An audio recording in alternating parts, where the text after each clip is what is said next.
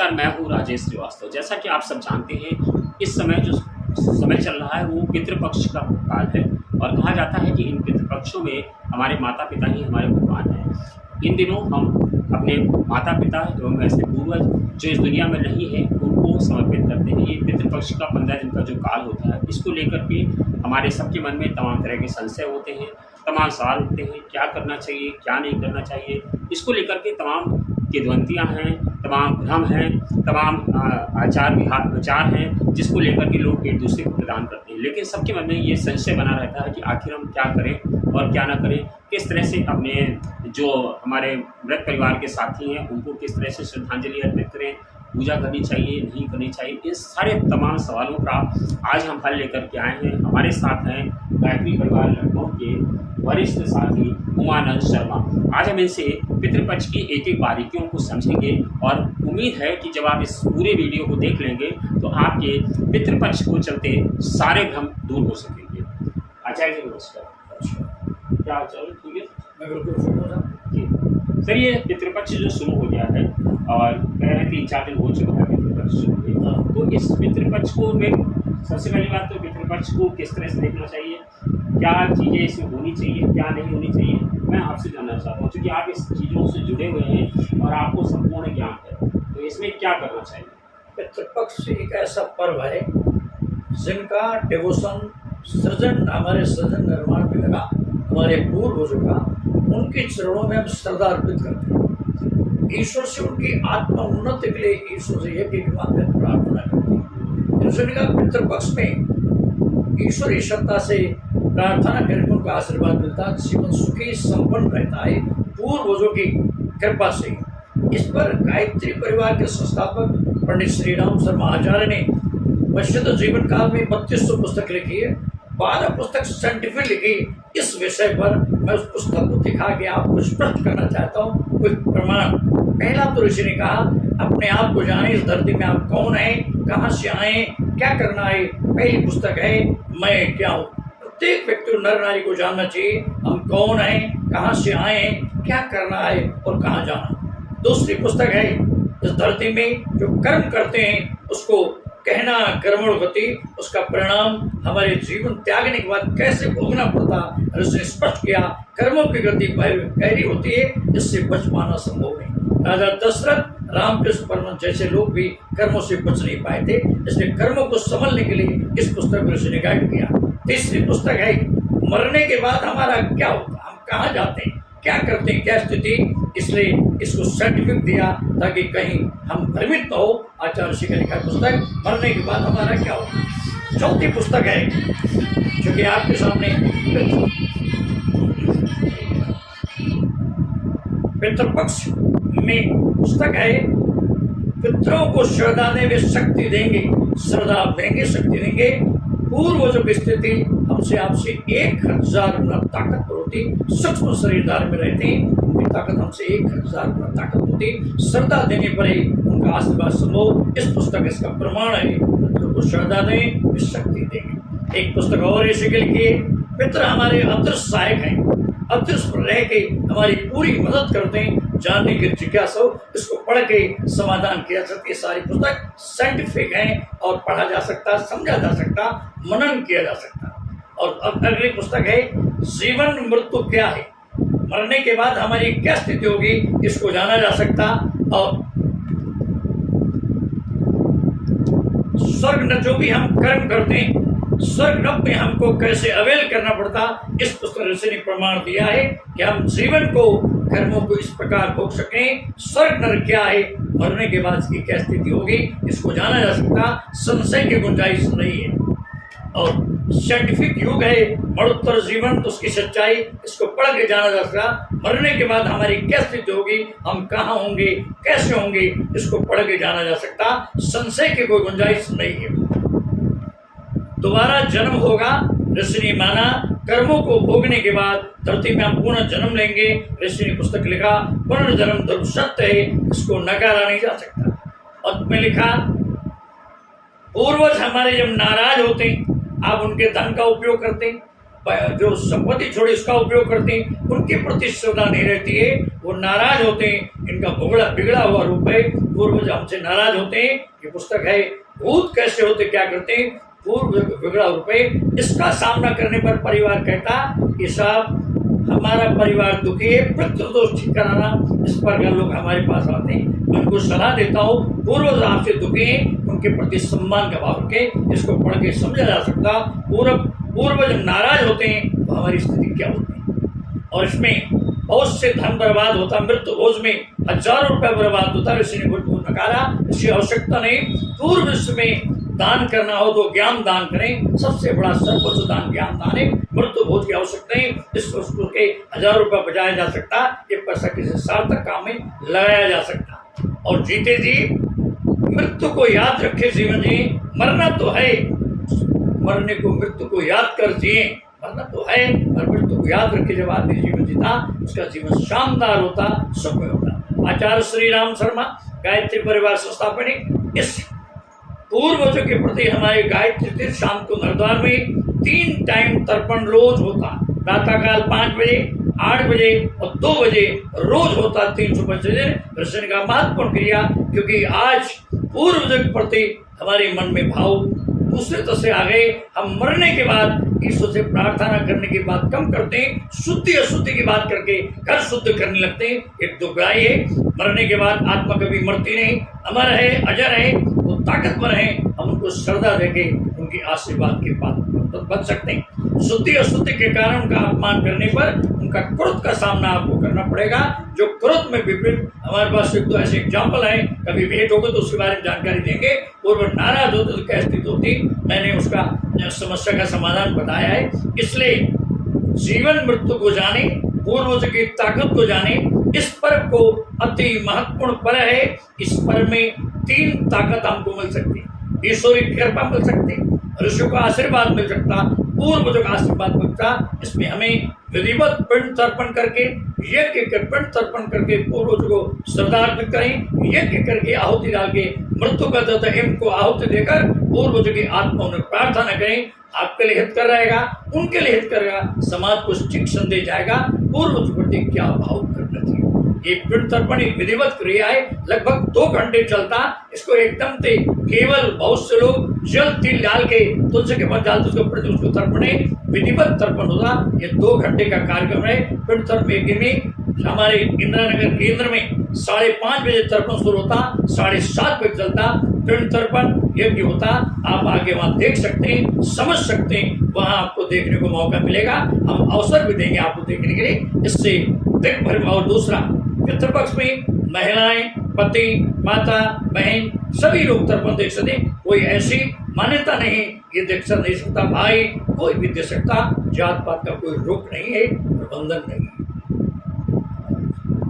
अच्छा जी, कहते हैं कि इससे जो होती है तमाम लोगों में संशय होता है। जैसे आजकल की युवा पीढ़ी है, कोई मानती है कि जैसे मान लीजिए हम हैं तो हमारे पूर्वज भी अगर पानी दे रहे हो तो मेरा जन्म हो चुका है तो हम पानी लेने कहाँ जाते हैं, इसकी पीछे क्या लॉजिक है, कुछ आप बताएंगे। जन्म होना एक गंभीर विषय है। जब तक कर्मों का भोग नहीं होता तब तक जन्म संभव नहीं। ये पुस्तक साइंटिफिक है। कब जन्म होगा, कितने दिन रहना पड़ेगा, वहां रह के क्या कर्म अवल बनेगा, ऐसा नहीं है हम मरे तो कल जन्म हुए। ये हमारी कल्पना है। इसको पढ़ के इसको तस्दीक करें। इतना आसान नहीं है जितना आदमी कल्पना करता। मरने के बाद कर्मों को भोगना पड़ता, कितने दिन भोगना पड़ेगा इसका गणित तो भगवान जानता, ऋषि को ज्ञान है, इसलिए लिखा है। इसलिए पुनर्जन्म की प्रक्रिया,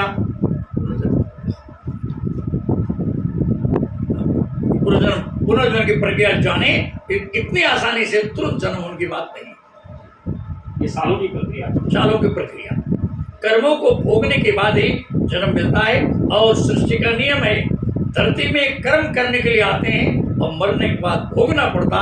इस सत्य को नकारा नहीं जा सकता। राजा दशरथ को भी कर्म को भोगना पड़ा था, रामकृष्ण परमहंस को भी अपने कर्मों को भोगना पड़ा था। वे भी उससे बच नहीं पाए थे। हम आपको सामान्य जीवन जी रहे हैं, कर्मों से भोगना पड़ेगा। इसलिए तुरंत जन्म होगा, पानी किसको मिलेगा ये सोचना उचित नहीं। तीसरा सवाल ये, और दूसरा, उनको पानी मिलेगा नहीं मिलेगा विषय दूसरा है। हम अपने पूर्व सम्मान दे रहे हैं, ये विषय पहले। हम उन्हें रिस्पेक्ट पे कर रहे हैं, तर्पण के माध्यम एक माध्यम ये विषय पहले उनको मिलेगा नहीं मिलेगा ये विषय हम पर लागू नहीं होता। आणि मन में समस्या न संशय न रखें, हम अपनी श्रद्धा माता पिता को पूर्ण श्रद्धा दें, उनको मिलेगा नहीं मिलेगा उनकी क्या स्थिति उनके कर्म पर डिपेंड करता है। ये ईश्वर को तय करना, ईश्वर तय करना दे, ईश्वर को तय करना दे, उनके कर्मों को तय करें। आप अपने कर्म करें, आपको पुत्र धर्म निभाना है, पुत्री धर्म निभाना है, पति का धर्म निभाना है, धर्म पति का धर्म निभाना। आप अपना धर्म निभाइए, उनको क्या मिलेगा नहीं मिलेगा, कहाँ पहुंचेंगे कि उनके कर्म पर डिपेंड करता, ईश्वर पर डिपेंड करता। ये कोई जरूरी नहीं पुत्री दे, कोई भी दे सकते, कोई भी जैसे पुत्री दे सकती है, क्योंकि पिता को पुत्र पुत्री पालने के लिए दोनों की थाली अलग लगती, दोनों के विष लगते हैं, दोनों के कपड़े लगते हैं, दोनों ऋणी हैं, दोनों को देना चाहिए। एक ही दे पर्याप्त नहीं। अच्छा जैसे कहते हैं घर में एक आदमी पानी देता है, जैसे मान लीजिए घर में 6 सदस्य 7 सदस्य जो भी सदस्य हैं, तो क्या सभी को देना चाहिए? देना तो सबको चाहिए, और तो सब नहीं दे तो एक व्यक्ति तर्पण दे, बाकी सब लोग एक एक करके भगवान से प्रार्थना करें, ये हो सकता। तर्पण बाद एक ही अनिवार्य है, एक में विशेष आहुति प्रति मृत्यु का जो प्रेम से आहुति डाल के प्रार्थना की जाती है, आत्मोन्नति के लिए परिवार लोग आहुति डाल के भगवान से प्रार्थना करें, ये हो सकता। अच्छा कि एक सवाल और है कि कहते हैं कि इस दौरान ईश्वर की पूजा नहीं करनी चाहिए, मतलब कोई शुभ काम नहीं करना चाहिए, भगवान की लोग पूजा पाठ बंद हो जाता है, कि ऐसा नहीं है कि इस दौरान नहीं करना चाहिए। ये मान्यता उतना शानदार नहीं है। ये अवसर ऐसा है, इसमें हमें 3 ताकत, अन्य अवसरों में ईश्वर के ऋषि के आशीर्वाद था, इस अवसर में पूर्वज का आशीर्वाद सकते हैं। इस बीच में धार्मिक कार्य करने में कोई नुकसान नहीं है, पूर्वज कभी आपका हित नहीं कर सकते जब तक आप उनका सम्मान कर रहे हैं। उनका अपमान करेंगे, उनके प्रति श्रद्धा नहीं रखेंगे, उनके धन को इस्तेमाल करेंगे, बंगले में रहेंगे, तो उनका क्रोध का सामना करना पड़ता, अन्यथा पूर्वज कभी किसी का नुकसान नहीं हो सकता।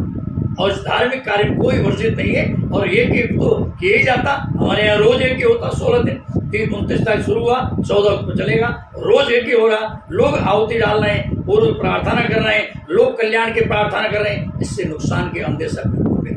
ये भ्रम नहीं रहना चाहिए, शुभ अशुभ की कोई बात ही नहीं। ये तो पर्व है, जैसे नवरात्रि का पर्व होता साधना का, ये पर्व है 16 दिन का, पूर्वजों के आशीर्वाद देने का पर्व है। इस पर्व को शुद्ध अशुद्ध में माना नहीं जा सकता।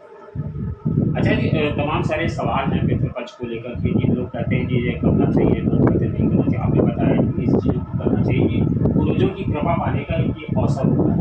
इसमें जो भ्रांतियाँ हैं लोगों को लेकर के कि 1 साल बाद नहीं करना चाहिए, 2 साल बाद नहीं करना चाहिए, या फिर जो है जब हम लोग मोक्ष की कामना कर लेते हैं वहाँ पर गया में जा करके, तो उसके बाद ये सब चीज़ें बंद कर देनी चाहिए, क्या? ये ऐसा विषय है, जब तक आपका शरीर चल रहा है आप अपने पूर्व रिस्पेक्ट दें। ये मान्यता भी उतना सफल नहीं है कि गया जाके दोबारा नहीं देख पाया। वो जाना चाहते हैं जो दोबारा करने ही नहीं चाहते, ऐसे लोग जाते हैं, वरना जीवन भर श्रद्धा देते। मेरी 71 साल की आयु है, मैं हर वर्ष माता पिता को तर्पण देता हूँ, यज्ञ करता हूँ। मैं स्वस्थ हूँ, स्वच्छ हूँ, आपके सामने हूँ, इसलिए इनमें भी कोई दम नहीं है। आपको देना चाहिए, हर वर्ष देना चाहिए, यज्ञ करना चाहिए, और उनसे आशीर्वाद देने का इससे बड़ा अवसर दूसरा नहीं हो सकता। पितृपक्ष पूर्वजों का आशीर्वाद देने का पर्व है, इस पर को हंस के स्वीकार करना चाहिए। ये लोग कहते हैं जो भारी दिन होते हैं, क्या ये अच्छे दिन नहीं माने जाते? मैं और आपको आज एक एग्जाम्पल देता हूँ। लखनऊ जल निगम के जनरल मैनेजर M.K. निरंजन, इनके घर में मैं 10 साल पहले हवन कराने गया। मंदिर में मैंने देखा दादा दादी, माता पिता और ससुर की तस्वीर लगी, और माला पहना हुआ भगवान की तस्वीर लगी। मैंने पूछा ये क्या है? बोला ये आचार्य श्री राम शर्मा के साहिब में मैंने पढ़ा, भगवान तो मेरे घर ही में, हम परेशान हो रहे हैं, इसलिए इस रूप में देखने वाले और ज्यादा बेहतर होते हैं हमारे पूर्वज। हम आचार्य श्री राम शर्मा ने माता पिता को ईश्वर के समकक्ष दर्जा दिया। अपने कर्मकांड भास्कर में कहा मात्र पितृ चरण कमल नवा, जब भगवान को प्रणाम करते हैं ये लाइन डाल के माता पिता को ही सम्मान देते हैं। ये भाव आपको घोषित करना पड़ेगा, आचरण से, व्यवहार से, कर्मों से, तभी आपको आशीर्वाद देता है। पितृपक्ष के बारे में और कोई ऐसी बात जो करना चाहिए? बस हम यही सलाह दे सकते हैं, जिनके जीवन में, जिनका अपने आपके सृजन निर्माण में त्याग तपस्या, उस माँ ने जिस माँ ने 9 महीने अपने काया में रखा, पीड़ा दे के जन्म दिया, अपने शरीर के सफेद रंग से जीवन चलाया, मलमूत्र साफ किया, हाथ पे चलना सिखाया, उस माँ के प्रति कृतज्ञता व्यक्त करना पितृ पर्व इससे बढ़िया पर्व हो सकता। उस पिता की पसंद के कमाई से रोटी खाई, शिक्षा प्राप्त की, हाथ पर चलना सीखे, उस पिता के प्रति श्रद्धा देने का यही पर्व है जिसमें पूर्वज प्रति उनके ऋण से ऋण हो आत्मिक प्रार्थना करते हैं। ये पर्व हर व्यक्ति को मनन करना चाहिए, मानना चाहिए, पूर्व को श्रद्धा देनी चाहिए, विधिवत संस्कार करना चाहिए। चलते एक सवाल और बन गया है कि कहते हैं पितृदोष का जो उपाय होता है वो पितृपक्ष ही सबसे बेहतर उपाय होता है। तो पितृदोष क्या होता है और क्या इसका पितृपक्ष में पूजा करने से क्या इसका कुछ हल निकल सकता है? पहली बात तो पितृदोष कैसे पता चले कि पितृदोष है या नहीं है, और अगर है तो उससे क्या लक्षण होते हैं और उसको कैसे दूर करें? पितृदोष नहीं है, पूर्वज हमसे नाराज होते हैं, पूर्वज हमसे नाराज होते हैं हमारे द्वारा किए गए अपमान से। ये उनका बिगड़ा रूप है। इसका मेरे हाथ में पुस्तक है, भूत कैसे क्या होते हैं रसन का, ये हमारे पूर्वजों का नाराजी का स्वरूप है। उसको इस रूप में देखा जाना चाहिए। जिसके मन में संशय हो इस पुस्तक को पढ़ें, पितृदोष की पिक्चर क्लियर हो जाएगी। पूर्वज हमारे नाराज होते हैं, हम दुखी होते हैं, तो हम पितृदोष को ढूंढते हैं, उसकी आवश्यकताएं पूर्वज का सम्मान मिलने पर कभी पितृदोष की आवश्यकता पड़ेगी नहीं, होती नहीं, तो हमको संभालते हैं, क्योंकि पूर्वज हमसे 1000 गुना ताकतवर है, ऐसा ऋषि ने लिखा। इसलिए ताकतवर आदमी तो आप सम्मान करें, नुकसान नहीं हो सकता। वैसे भी पूर्वज अपने परिवार को नुकसान नहीं पहुंचाते। जब बिल्कुल आपके द्वारा इग्नोर किया जाए, उनको सम्मान न दिया जाए, उनकी संपदा प्रयोग करें, तो नाराजगी उनके मन में आ सकती। उसका रूप है, प्रमाण है, इसमें संशय की गुंजाइश नहीं। तो पुस्तकें कहाँ मिल सकती है? कोई लेना चाहे? गायत्री परिवार के केंद्र में पुस्तक उपलब्ध है। शांतकुंज हमारे गायत्री पर प्रधान के शांतकुंज में उपलब्ध है। गायत्री तपोवन में उत्तराम में उपलब्ध है। लखनऊ में कुर्सी रोड शक्तिपीठ में, इंदिरा नगर गायत्री ज्ञान मंदिर में, गोमती नगर शक्तिपीठ में, दुगामा शक्तिपीठ में, राजेजीपुरम शक्तिपीठ में, आलमबाग शक्तिपीठ में ये साहित्य उपलब्ध है। बाजार में नहीं है, इन साहित्य में जाके कहना पड़ेगा जीवन मृत्यु का पैकेट नहीं, 12 पुस्तक सेट है, सर्टिफिकेट है, बहुत कम लागत में। इसको विधिवत जानने के लिए जिसके मन में जिज्ञासा हो, जिसके मन में भ्रांति हो, इन पुस्तकों को ठीक से पढ़ना चाहिए, सारी भ्रांति दूर हो जाएंगी, जिज्ञासा पूरी हो जाएगी। हमारे शर्मा जी ने जिन्होंने आपको सारी बातें बताई, हमें उम्मीद है कि आपने इसको बेहतर ढंग से सुना होगा, समझा होगा, और उम्मीद है जब आप इसको सफल ढंग से प्रयोग करेंगे तो निश्चित रूप से आपके जीवन पर और आपके परिवार पर पितृदोष का कोई साया नहीं होगा, और बल्कि आपके पूर्वजों की, आपके ऐसे परिवार के साथ ही जो इस दुनिया में नहीं है, उनको आपकी कृपा प्राप्त होगी। धन्यवाद, शुक्रिया।